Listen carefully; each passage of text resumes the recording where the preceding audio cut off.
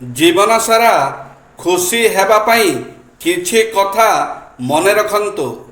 ଲୋକଙ୍କ କଥା ଶୁଣନ୍ତୁ, କିନ୍ତୁ କିନ୍ତୁ ଆପଣଙ୍କର ଇଚ୍ଛା ନିଜ ଚିନ୍ତାଧାରା ଆଧାରରେ ନିଷ୍ପତ୍ତି ନିଅନ୍ତୁ।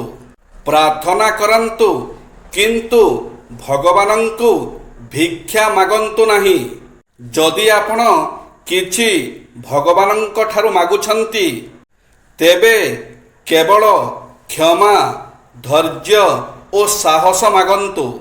ଆପଣ ନିଜ ସ୍ୱାସ୍ଥ୍ୟର ଯତ୍ନ ନିଅନ୍ତୁ, ଭଲ ପୁଷ୍ଟିକର ଖାଦ୍ୟ ଖାଆନ୍ତୁ ଏବଂ ଯଥାସମ୍ଭବ ନିଜ କାମ ନିଜ ହାତରେ କରନ୍ତୁ। ଆପଣଙ୍କ ଜୀବନକୁ ଖୁସିରେ ବଞ୍ଚିବାକୁ ଚେଷ୍ଟା କରନ୍ତୁ। ନିଜକୁ ଖୁସିରେ ରଖନ୍ତୁ ଏବଂ ଅନ୍ୟମାନଙ୍କୁ ମଧ୍ୟ ଖୁସିରେ ରହିବାକୁ ଦିଅନ୍ତୁ। ପ୍ରତିବର୍ଷ କିଛି ନୂଆ ଜାଗା ବୁଲିବାକୁ ଯାଆନ୍ତୁ। ଥରେ କିମ୍ବା ଏକାଧିକ ଥର ଏକ ଛୋଟ ଯାତ୍ରା କରନ୍ତୁ। ଏହା ଆପଣଙ୍କ ଜୀବନର ଦୃଷ୍ଟିକୋଣକୁ ବଦଳାଇବ। କୌଣସି ପ୍ରକାର ଦ୍ୱନ୍ଦ୍ୱରୁ ଅଥବା ଝଗଡ଼ାରୁ ନିଜକୁ ଦୂରେଇ ରଖନ୍ତୁ ଏବଂ ଚାପମୁକ୍ତ ଜୀବନଯାପନ କରନ୍ତୁ। ଜୀବନରେ କିଛି ସ୍ଥାୟୀ ରହେ ନାହିଁ। ଚିନ୍ତା, ସମସ୍ୟା, କଷ୍ଟ, ମନି ପ୍ରୋବ୍ଲେମ, ଦୁଃଖ, ଖୁସି ଆଦି କୌଣସି ବିଷୟକୁ ନେଇ ଚିନ୍ତା କରନ୍ତୁ ନାହିଁ।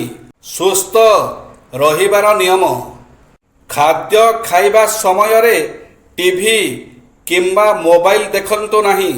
ସକାଳେ ବ୍ରଶ କରିବା ପୂର୍ବରୁ 2ରୁ 3 ଗ୍ଲାସ ଥଣ୍ଡା, ବେଶୀ ନଥିବ କି ଗରମ ବେଶୀ ନଥିବ ପାଣି ପିଅନ୍ତୁ। ଶୋଇବାର 2 ଘଣ୍ଟା ପୂର୍ବରୁ ରାତ୍ରି ଭୋଜନ କରନ୍ତୁ। ସବୁବେଳେ ନାକ ଦ୍ୱାରା ନିଶ୍ୱାସ ନିଅନ୍ତୁ। ପାଟିରୁ ନିଶ୍ୱାସ ନେବା ଦ୍ୱାରା ବାୟୁରେ ଥିବା ଜୀବାଣୁ ଫିଲ୍ଟର ହୋଇପାରନ୍ତି ନାହିଁ। ଫଳରେ ଅନେକ ରୋଗକୁ ଆମନ୍ତ୍ରଣ କରିବା ସହିତ ସମାନ। ଗୋଟିଏ ଦିନରେ 10ରୁ 12 ଗ୍ଲାସ ପାଣି ପିଇବା ଉଚିତ। ଫ୍ରିଜରେ ରଖାଯାଇଥିବା ଅତ୍ୟଧିକ ଥଣ୍ଡା ପାଣି ପିଅନ୍ତୁ ନାହିଁ। ଯଦି ଚା ପିଉଛନ୍ତି, ତେବେ ଖାଦ୍ୟ ଖାଇସାରିଲା ପରେ ତୁରନ୍ତ ଚା ପିଅନ୍ତୁ ନାହିଁ। କିଛି ସମୟ ପରେ ପିଅନ୍ତୁ। ଖାଦ୍ୟକୁ ଭଲ ଭାବରେ ଚୋବାଇ ଖାଆନ୍ତୁ।